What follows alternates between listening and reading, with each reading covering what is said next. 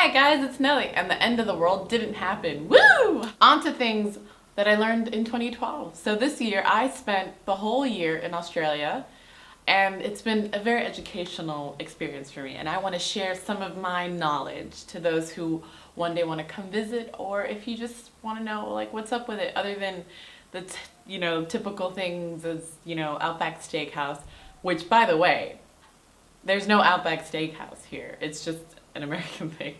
Foster's, no one drinks Foster's. Another thing about Australians is learning the language. Now you have to understand how Australians speak. So they have the accent going on, so that's one thing. But they also like shortening words, Like everything's really laid back here, even language. For example, they like to say, instead of breakfast, it's brekkie. Yeah, brekkie. And you're giving a present, oh, it's just prezzy, Live in Brisbane, it's Brizzy. Everything's just really short and ends with an E.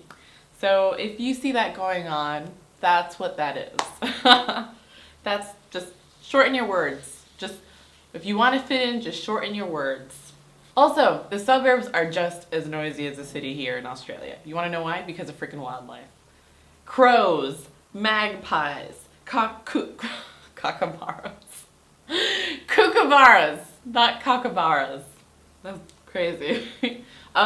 Any other birds, crickets, animals, they yell at you. Hear the animals yell at you. That's just what they do. So, note to self, if you want to get a good night's sleep, bring earplugs because it's just as noisy as the city. Know your animals, okay? You're going to be staying in the country where there are probably 7 out of the 10 most deadliest animals ever. When I lived in New York, all I needed to know about were cockroaches and pigeons and rats, and then animals in the zoo. Here, you gotta know about everything. Now, you have to know what to do when you come face to face with a deadly creature, okay? So here's a spider. Like, this is a household-sized spider in Australia. It's pretty big, right? And if it was real, I would not be touching that because I can't stand spiders. Always come prepared. One of these is extremely handy in this situation. And if it's Australia-shaped, it's even better. See? Works like a charm. You hold it. Well, don't hold this. There's no way that you're gonna hold the spider, but if you see it, you just go whack. But they're quick, so you gotta go whack. Whack. Whack. Then you mourn for the animal. You mourn for it. You hold it in your hands, and you just give it a little hug so that it can pass on to the next life. And you feel regret and sorrow. You took this spider away from its family. And then you bury it. You bury it and you give it a little spider funeral. So if you ever plan on spending Christmas in Australia, just know that all you have to do is just bring underwear because it's so hot. Like, you just melt.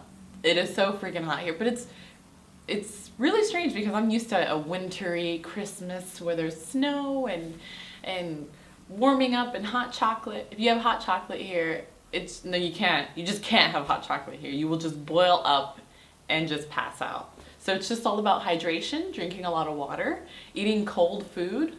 You can't have roasts, no freaking roasted ham. You will die, okay? Bring the sunscreen because when you step out, the sun can kill you. And really here, the sun can kill you. If you like drinking and relaxing, come to Australia for Christmas and you like the hot weather. That's all you need to know. It's pretty awesome. That's all I have to say about it. Things that I'm looking forward to in 2013. Traveling, because I've only been to Sydney and Melbourne.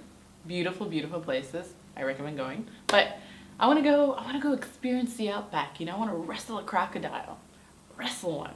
I want to be the only Brooklyn girl to wrestle a freaking crocodile, and I will get it on video just for you guys. I will bring you with me, so stay tuned, and I will see you next year.